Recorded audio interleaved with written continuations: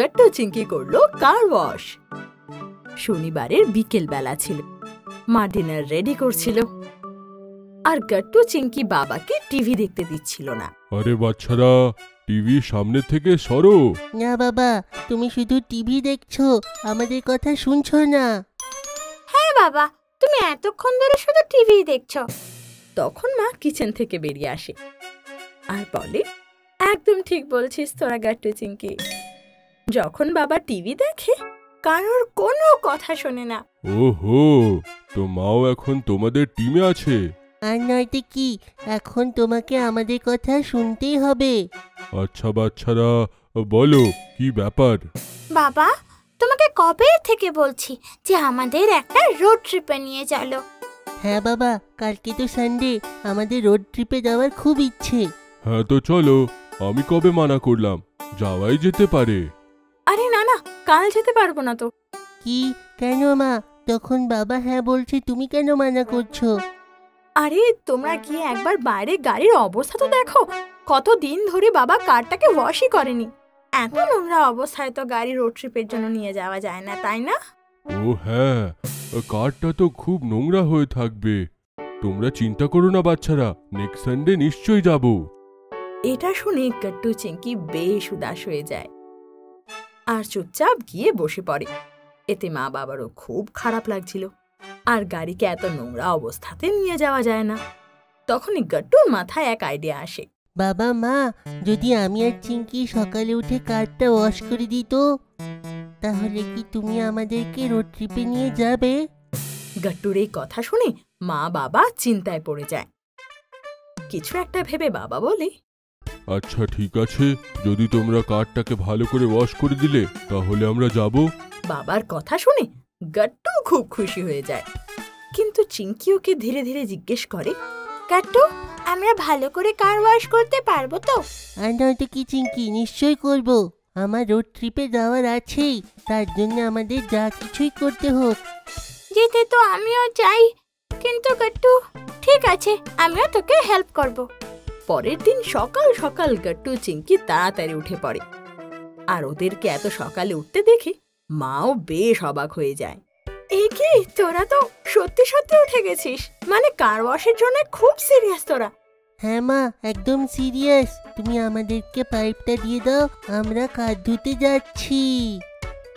আরে দাঁড়া, বাবাকেও সাথে নিয়ে যা, তোরা এভাবে পাইপ কানেক্ট করতে পারবি না। তারপর গাট্টু চিংকি বাবাকে ওঠায় আর তিনজনে কারের কাছে যায়। খুব সিরিয়াস কন্ডিশন গাট্টু, গাড়ি পরিষ্কার করতে খুব পরিশ্রম লাগবে। তুই সত্যি সত্যি সিরিয়াস তো না? হ্যাঁ চিংকি। আমি তো আগেই বলেছিলাম কারটা প্রচুর নোংরা। নাও বাচ্চারা, পাইপটা সেট হয়ে গেছে, এখন আমি আসি। All the best. এটা বলে বাবা সেখান থেকে চলে যায়। গাট্টু চিংকি একটা বালতি, ওয়াশিং লিকুইড আর একটা স্পঞ্জ নিয়ে আসে। চলো চিংকি, কাজ শুরু করা হোক। তুমি এই পাইপটা ধরো, আমি কলটা খুলছি। ভালো করে ধরো, হঠাৎ করে জোরে জল আসবে। ওকে গাট্টু। গাট্টু গিয়ে নল চালু করে দেয় আর ওর থেকে খুব জোরে জল আসতে লাগে। চিংকি সেই জল সামলাতে পারে না আর সব জল গিয়ে ওর উপরই পড়ে। সেটা দেখে গাট্টু জোরে জোরে হাসতে লাগে। আমি তো বলেছিলাম চিংকি, ভালো করে পাইপটা ধরো তুমি। এখন কারের আগে তো তুমি নিজেকে ওয়াশ করে নিয়েছো। চিংকির তখন গাট্টুর ওপর খুব রাগ হয়, তো পাইপ ও গাট্টুর দিকে ঘুরিয়ে দেয়। এতে গাট্টুও ভিজে যায়। আরে এইটা তুমি কি করলে চিংকি? গাট্টু, এবার আমরা দুজনেই পরিষ্কার হয়ে গেছি। চা, এবার কার পরিষ্কার করি। এতে গাট্টু চিংকি হেসে ওঠে। তারপর পাইপ দিয়ে গাট্টু কারে জল দেয়। এতে গাড়ির ধুলো পরিষ্কার হতে লাগে। এদিকে চিংকি বাকেটে লিকুইড ফোম অ্যাড করে আর ফোম বানাতে লাগে। ওয়াও, কত বাবলস হয়ে গেছে এখানে, তাই না গাট্টু? হ্যাঁ, আরে সুগন্ধটাও কত ভালো চিংকি।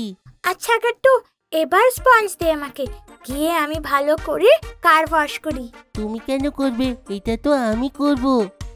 আচ্ছা, যে যে কাজে মজা হবে সেই সেই কাজ তুই করবি, তাই তো না? এই কথায় গাট্টু চিংকির মধ্যে ঝগড়া হয়ে যায়। যে স্পঞ্জ দিয়ে দুজনের মধ্যে কে পরিষ্কার করবে। আর দুজনের লড়াই শুনে মা বেরিয়ে আসে আর ওদের বকতে লাগে, এ কি তোরা দুজন নিজেদের মধ্যে লড়াই করছিস কেন? আর এ কি তোদের জামা ভিজে গেল কেন? ওই মা, আমরা পাইপ নিয়ে খেলছিলাম। আর এখন লড়াই এই কারণে হচ্ছে যে গাট্টু আমাকে স্পঞ্জ দিচ্ছে না। ওহো, তোদের যদি লড়াই করতে হয় তাহলে চ ঘরের ভেতর গিয়ে লড়বি। না কোনো কার ওয়াশ হবে আর না কোনো রোড ট্রিপ হবে। মায়ের বকা শুনে দুজনে ভয় পেয়ে যায়। না না, আমরা ঝগড়া করব না। চিঙ্কি, এই নাও স্পঞ্জ, তুমি পরিষ্কার করো, আমি ততক্ষণ টায়ারে জল দিই। হ্যাঁ হ্যাঁ গাট্টু, ঠিক আছে মা, তুমি যাও, আমরা আর লড়াই করব না। মায়ের কাছে বকা খেয়ে গাট্টু চিঙ্কি ঠিকঠাক করে কার ওয়াশ করতে লাগে। আর অনেক পরিশ্রমের পর কার ওয়াশ হয়ে যায়। আর গাট্টু চিঙ্কি মা বাবাকেও বাইরে ডেকে নিয়ে আসে। আরে বাহ, কারটা তো পুরো চকচক করছে। আরে তোরা দুজন তো সত্যি কামাল করে দিয়েছিস। থ্যাংক ইউ বাবা মা। এবার তো আমরা রোড ট্রিপে যাব না মা বাবা? হ্যাঁ হ্যাঁ, নিশ্চয়ই বাচ্চারা, চলো তাড়াতাড়ি স্নান করে ব্রেকফাস্ট করে নাও, আমাদের বের হতেও তো হবে। গাট্টু চিঙ্কি ফটাফট রেডি হয়ে যায় আর কারে গিয়ে বসে পড়ে। আরে দেখো না, এরা তো ঠিক করে ব্রেকফাস্টও করলো না পুরোপুরি। মা, আমরা তো রোড ট্রিপে যাচ্ছি, রাস্তায় কিছু না কিছু তো খাবই, ওর মজাটাই আলাদা হয়। বুঝলে মা, বাচ্চারা খুবই স্মার্ট। তারপর মা বাবা গাট্টু চিঙ্কি রোড ট্রিপে বেরিয়ে যায়। বাবা মিউজিক অন করে দেয় আর গাট্টু চিঙ্কি আশেপাশের দৃশ্য এনজয় করতে লাগে। তখনই বাবা হাইওয়েতে একটা ধাবা দেখতে পায়, তো বাবা গিয়ে সেখানে গাড়ি থামায়। বাচ্চারা এসো, চা পকুড়ি খেয়ে খুশ হই, আজকের ওয়েদারটাও কত ভালো। ইয়ে, চায় পকোড়া। তারপর গাট্টু চিঙ্কি আর মা বাবা ধাবাতে গিয়ে বসে আর চা খেতে খেতে গল্প করে। আচ্ছা, এরপর কোথায় যাব? বাবা, আমি শুনেছি এখান থেকে আরেকটু আগে একটা খুব বিখ্যাত রেস্টুরেন্ট আছে, আমাদের ওইখানে যাওয়া উচিত। পৌঁছাতে তো ওইখানে দুপুর হয়ে যাবেই, তারপরে আমরা ওইখানে লাঞ্চ করব। হ্যাঁ, এটা তো খুব ভালো আইডিয়া। ঠিক আছে, তাহলে ওখানেই চলো। তারপর বাবা কারে করে সেই রেস্টুরেন্ট যায়। তখন গাট্টু চিঙ্কি দেখে যে রেস্টুরেন্টের গার্ডেনে অনেক খেলার জিনিসপত্র রাখা আছে। তো গাট্টু চিঙ্কি দৌড়ে গিয়ে দোলনায় বসে পড়ে। ইয়ে, এই রেস্টুরেন্টটা কত ভালো চিঙ্কি। হ্যাঁ গাট্টু, বাচ্চারা চলো লাঞ্চ করে নি আগে আমরা, তারপরে দুলবে তোমরা। ওকে ওকে বাবা। বাবা। তারপর সবাই একসাথে বসে সেই রেস্টুরেন্টে লাঞ্চ করে।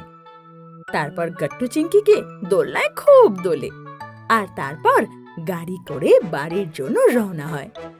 বাবা আবার গাড়িতে গান বাজায় আর গাট্টু চিঙ্কি ফেরার সময় সানসেট দেখতে লাগে। বাবা, সানসেট কত ভালো দেখাচ্ছে, আজ দিনটা কত ভালো ছিল। ঠিক বলেছিস গাট্টু, আজকের দিনটা সত্যি খুব মনে থাকবে। সত্যিতে বাচ্চারা, এই রোড ট্রিপের আইডিয়া খারাপ ছিল না, কিন্তু দেখো না গাড়ি একদিনে কতটা নোংরা হয়ে গেছে, মনে হয় ধুলো মাটির জন্যে। কোনো ব্যাপার নেই বাবা, আমরা আবার পরিষ্কার করে দেব।